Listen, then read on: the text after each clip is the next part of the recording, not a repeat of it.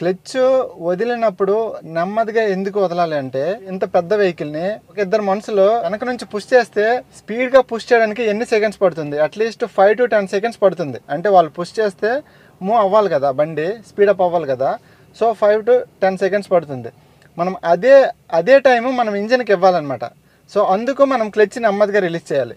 ఒకవేళ మనం క్లచ్ని టక్కన వదిలేసామంటే అది ఆ ఇంజన్ ప్రయత్నించకుండానే ఇంజన్ ఆగిపోతుంది.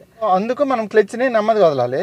తర్వాత ఒకవేళ ఇలా వదిలేసామంటే టక్కన ఇలాగా గుద్దుకుంటుంది కదా, అలాంటప్పుడు క్లచ్ ప్లేట్ ప్రతిసారి అలాగే రిలీజ్ చేసిన ప్రతిసారి క్లచ్ ప్లేట్ డ్యామేజ్ అవుతూ ఉంటుంది. రౌండ్ షేప్లో స్మూత్గా ఉంటుంది కదా, ఆ మధ్యలో చిన్న చిన్న గాడీలాగా వచ్చేస్తూ ఉంటాయి అనమాట మనం ఇలా వదిలిన ప్రతిసారి. అప్పుడు మనం క్లచ్ వదిలినప్పుడు స్మూత్గా వెళ్లకుండా చిన్న వైబ్రేట్ అవుతూ వెళ్తుంది. ఎందుకంటే అలాగే ఎక్కువ సార్లు వదిలేయడం వల్ల ఆ క్లచ్ ప్లేట్ స్మూత్నెస్ పోయి డ్యామేజ్ అవుతూ ఉంటుంది. అలా కూడా క్లచ్ లైఫ్ తగ్గిపోతూ ఉంటుంది. మనం వదిలిన ప్రతిసారి ఇలా వదలడమే కరెక్ట్. హాయ్ ఫ్రెండ్స్, మోహన్ రాజన్కి స్వాగతం. ఈరోజు ఈ వీడియోలో క్లచ్ తొందరగా పాడవకుండా ఏ విధంగా డ్రైవ్ చేయాలి అంటే, ఏ విధంగా డ్రైవ్ చేస్తే క్లచ్ తొందరగా పాడవదు. సో ఈ వీడియోలో మీకు నేను చెప్పబోతున్నాను. క్లచ్ ఆగుండే వెహికల్ని ఫస్ట్ గేర్ వేసి క్లచ్ వదిలితే మూమెంట్ చేస్తుంది, మీకు తెలుసు. బేసికల్గా అందరికీ తెలుసు. క్లచ్ వదిలితే మూమెంట్ స్టార్ట్ అవుతుంది, క్లచ్ పట్టుకుంటే మూమెంట్ రాదు. కరెక్ట్గా చెప్పాలంటే క్లచ్ ఇలా ప్రెస్ చేసామంటే ఇంజన్కి వీల్స్కి సంబంధం ఉండదు. అంటే ఇంజన్ రొటేట్ అవుతూ ఉంటుంది కానీ వీల్స్ తిరగవన్నమాట. క్లచ్ ఇలాగ వదిలితే అప్పుడు ఇంజిన్ వీల్స్ అటాచ్ అయ్యి ఇంజన్ రొటేట్ అవుతూ వీల్స్ని రొటేట్ చేస్తుంటుంది, వెహికల్ ముందుకెళ్తుంది కదా. క్లచ్ కంప్లీట్గా ప్రెస్ చేయొచ్చు, కంప్లీట్గా రిలీజ్ చేయొచ్చు. కరెక్ట్గా గమనించండి, క్లచ్ కంప్లీట్గా ప్రెస్ చేయొచ్చు, కంప్లీట్గా రిలీజ్ చేయొచ్చు. కానీ క్లచ్ సగం ప్రెస్ చేసి ఉంచకూడదు ఎప్పటికీ కూడా. ఎందుకంటే ఆ లోపల పుల్లీస్ తగలకుండా అంటే క్లియర్ అటాచ్ అవ్వకుండా లోపల డిస్టర్బ్ అవుతూ ఉంటాయి. క్లచ్ ప్లేట్ కూడా అలా ర్యాపిడ్ అవుతూ ఉంటుంది. సో ఆ విధంగా డ్రైవ్ చేయకూడదు, ఫస్ట్ పాయింట్. తర్వాత వెహికల్ మైలేజ్ కూడా క్లచ్ మీద ఆధారపడి ఉండదు, తెలుసా. అంటే క్లచ్ మనం ఎక్కువగా వాడడం వల్ల, అంటే ఇప్పుడు రన్నింగ్లో కూడా అంటే బండి కొంత స్పీడ్లో వెళ్ళేటప్పుడు 4th gear or 3rd gear or 5th gear any one గేర్లో మీరు వెళ్ళేటప్పుడు ఒకవేళ క్లచ్ మీద చిన్న వెయిట్ పడిపోయిందంటే క్లచ్ అలా ర్యాపిడ్ అవుతూ ఉంటుంది, యాక్సిలరేటర్ ఎక్కువైపోతూ ఉంటుంది. అంటే ఇంజన్ స్పీడ్ పెరిగిపోతూ ఉంటుంది, వేగము అలాగే వెళ్తుంటుంది. అంటే ఆ వేగం ఆ సౌండ్లో మనం కరెక్ట్గా గమనించము. సో క్లచ్ ఆ విధంగా కూడా మైలేజ్ పడిపోయి క్లచ్ కూడా డ్యామేజ్ అయిపోతూ ఉంటుంది.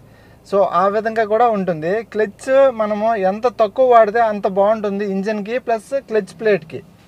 మనం ఎప్పుడెప్పుడు క్లచ్ వాడాలి? సో మనము క్లచ్ గేర్ మార్చినప్పుడు కంప్లీట్గా క్లచ్ పట్టుకోవాల్సిందే, అది వేరే దారి లేదు. క్లచ్ పట్టుకోకుండా గేర్ వేయలేము. క్లచ్ రిలీజ్ చేసేటప్పుడు కూడా కంప్లీట్గా రిలీజ్ చేయాలి, అలా చేయాలి. క్లచ్ కంప్లీట్గా రిలీజ్ చేయకముందే యాక్సిలేటర్ అప్లై అయిందంటే అప్పుడు కూడా క్లచ్ డ్యామేజ్ అయ్యే ఛాన్స్ ఉంది. అలా ర్యాపిడ్ అయిపోతూ ఉంటుంది. జామన్ సౌండ్ వచ్చినప్పుడల్లా క్లచ్ అలా డ్యామేజ్ అవుతూనే ఉంటుంది, అంటే త్వరగా అరిగిపోతూ ఉంటుంది. ఇంత థిక్గా ఉన్న ప్లేట్ని అలా కాస్త అయిపోతుంది అనమాట.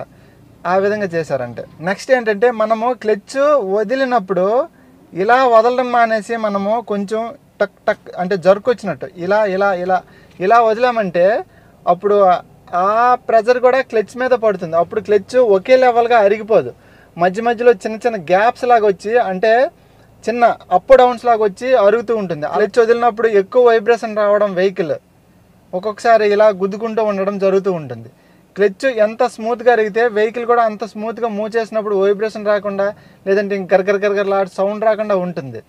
అది క్లచ్ స్మూత్గా అరగాలంటే మనం క్లచ్ రిలీజ్ చేసినప్పుడు టక్కన వదలకూడదు, అలా వదలాలి.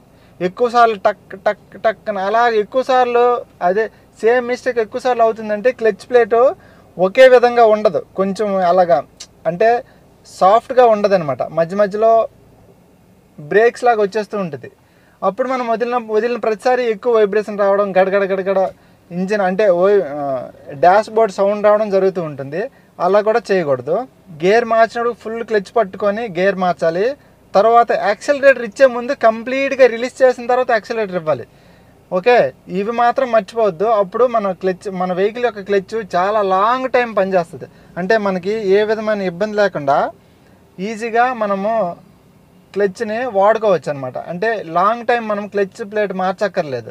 ఎక్కడైనా ఆపేటప్పుడు అంటే మనము ఎక్కువ స్పీడ్లో ఓన్లీ బ్రేక్ వాడుతూ ఉంటాం, యాక్సిలేటర్ ఇస్తూ ఉంటాము. కానీ ఆపేటప్పుడు ఎక్కడైనా మనం సపోజ్ మనం పక్కన ఆపాలంటే సగం క్లచ్చే వాడతాం, సగం క్లచ్ ప్రెస్ చేసి ఇలా బ్రేక్ వేస్తూ ఉంటాం. అలాంటప్పుడు కూడా లోపల క్లచ్ ప్లేట్ డిస్టర్బ్ అవుతూ ఉంటుంది, కరెక్ట్గా మూవ్ అవ్వదు.